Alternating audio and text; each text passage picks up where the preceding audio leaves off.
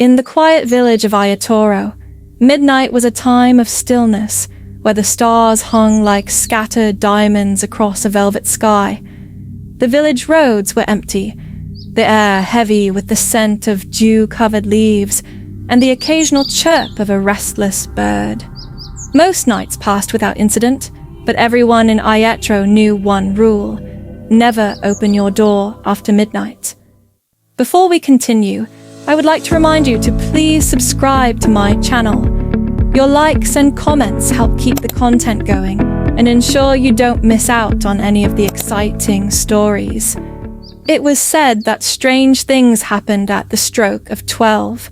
The old ones told stories of shadowy figures who walked the roads when the moon was high, whispering promises of fortune and curses in the same breath. But, of course, the younger generation dismissed it as mere superstition, a way to keep children from wandering late at night.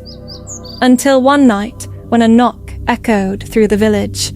Adeolu had always been a skeptic. At 22, he thought himself too old for village tales. He lived alone, a small house on the edge of the village, near the forest.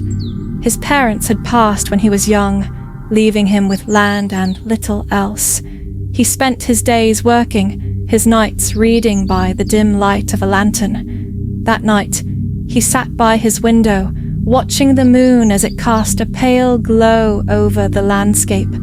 The air was cool, the kind that made you want to bundle up and sleep. But Adeolu wasn't sleepy. Instead, he felt restless, as though the night itself was waiting for something. Then, at exactly midnight, there came a knock at his door. It was soft, almost hesitant, but in the stillness of the night, it was unmistakable.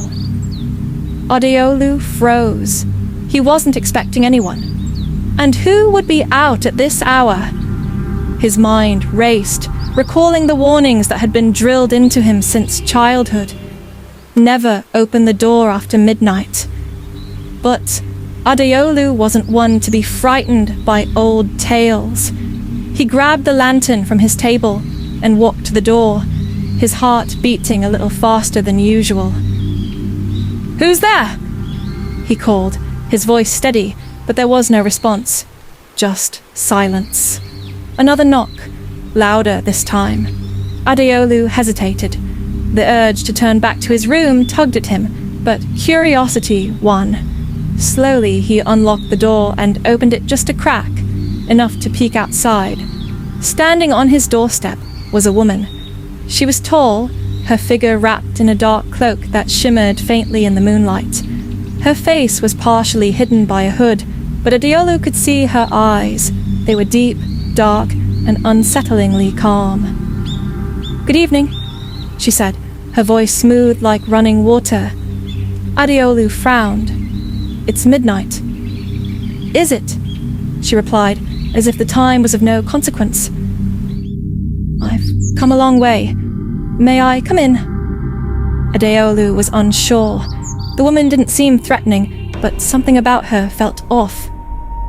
"Who are you? What do you want?" The woman smiled faintly.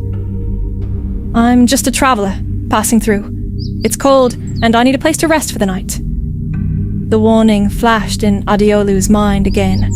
Never open the door after midnight. He glanced down at the threshold, then back at her. "I'm sorry, I can't help you. It's too late." Her smile faded, and her eyes seemed to darken. "Are you sure?" she asked, her voice taking on a strange, almost hypnotic tone. "I won't stay long." A chill ran down Adeolu's spine. He could feel something in the air shift, a heaviness that hadn't been there before. His grip on the door tightened. "No," he said firmly. "I can't let you in." For a moment, the woman didn't move. She stood there, her gaze fixed on Adeolu, as though she was waiting for him to change his mind. Then, without a word, she turned and walked away, disappearing into the shadows of the night. Adeolu shut the door quickly, bolting it behind him.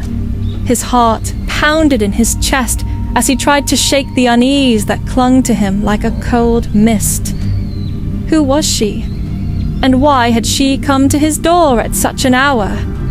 He returned to his chair, but sleep was far from his mind now. The image of the woman haunted him, her strange, calm eyes lingering in his thoughts. He stayed up, watching the window, half expecting her to return. But the night remained still. The next morning, the village was buzzing with news. Adeolu learned that an old man, Okechukwu, who lived at the far end of the village, had been found dead in his home. The strange part: his door had been left wide open, despite the fact that everyone knew better than to leave their doors unlocked at night. Some said it was a heart attack. Others whispered darker theories. But Adeolu knew, deep down, that it had something to do with the woman. That evening, as the sun dipped below the horizon and the village settled into its usual rhythm, Adeolu sat by his door, staring out into the gathering dusk. The events of the previous night weighed heavily on him, and he couldn't shake the feeling that something was coming. The knock on his door hadn't been random. It had been a test of whether he would follow the warnings of his ancestors or let curiosity lead him astray. As midnight approached, Adeolu locked his door, bolted it tightly, and sat in silence, listening to the wind. But no knock came that night, nor the next. And though the village continued to whisper about Okachukwu's death, Adeolu remained silent. He had passed the test, and in the quiet of the night, he understood one thing for certain: some doors are better left unopened.